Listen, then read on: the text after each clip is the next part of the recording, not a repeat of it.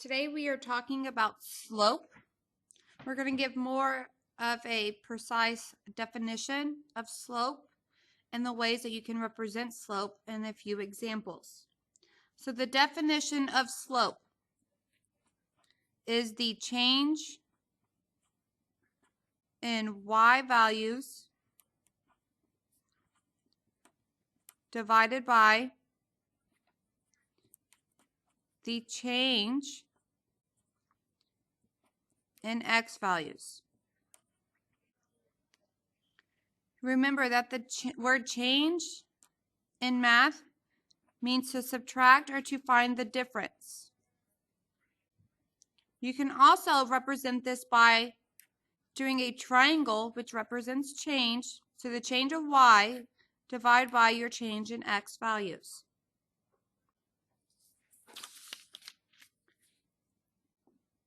Some ways that we are going to represent slope would be in algebraically. You can use a table. You can also use a graph. The graph is what you are most comfortable doing because this is what we've been doing in class. This is where you will rise and run. Go ahead and put a dot at -1, -1, and +1, 2. Connect the dots like what we would do in class, connect the ordered pairs. Then you would make your triangle where you would count your rise. Then you would divide that by your run. So I rise here. Count these spaces that you rise. 1, 2, 3. Divided by the run. How many times are you going to count over? 1, 2. So your slope here on this particular graph would be 3/2. Your table. If I have a x and a y on your table, let's say that your y values on your table is 0, 1, and 2. Your y values are going to be 10, 20, and 30. You would need to find the difference between your y values. That's going to be you're adding 10. So take 10 divided by your change in your x values. Your change in your x values are just going by 1, so it's going to be 1. So 10 divided by 1 is just 10. So your slope on your table here is 10. Algebraically, mathematically, you would write m equals y2 divided by y1. Y2 subtract y1 divide by x2 minus x1. M represents slope and y equals mx plus b. We will get to this more starting the next 9 weeks. But you have seen that in class. Your m, the letter or the number in front of your x, is slope. Let's say you have the ordered pairs 3, 2, and 5, 6. You're going to label your 3 and your 2 and your 5 and your 6 with x1, y1, x2, y2. Then you fill in these numbers for your y2, y1, x2, and x1. So m equals, the value for your y2 is 6, subtract, the value of your y1 is 2. The subtracting means to change. Change is subtract, so that's why you have a subtract here. It's the difference. Divided by your value for x2 is 5. Your value for x1 is 3, so 5 minus 3.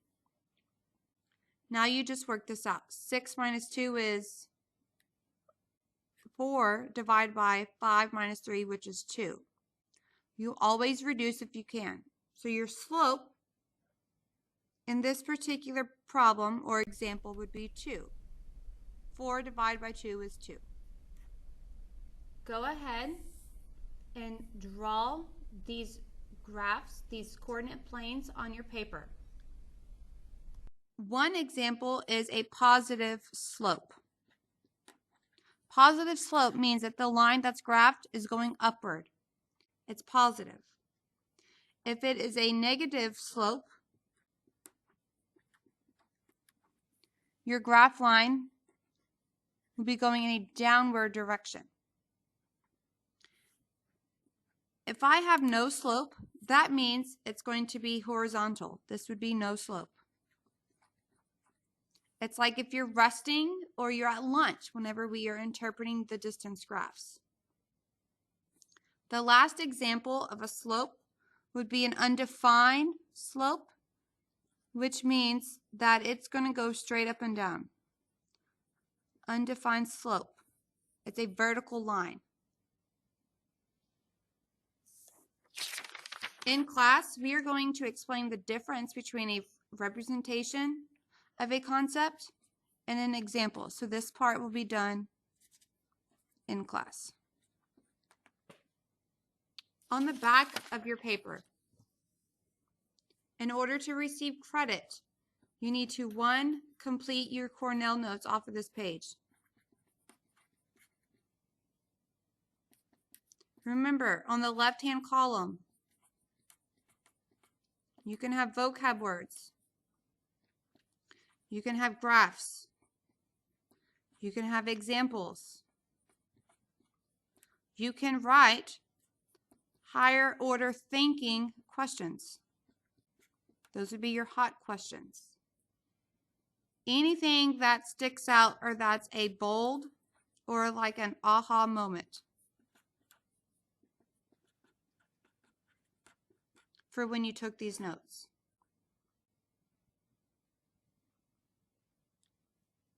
I also want you to write 5 to 8 examples of slope. A possible example could be like a ramp. If I'm going up a ramp, that is a positive slope. A great way to say if I'm going across the ramp, this would be no slope. And if I'm going down the ramp, this would be a negative slope. I'm sorry. Positive slope, no slope, negative slope. Another example of slope is, let's say you're going skiing. Here's my little guy, he's going skiing. If I'm going to ski downward, this would be a negative slope. I want you to try to create some examples of slope.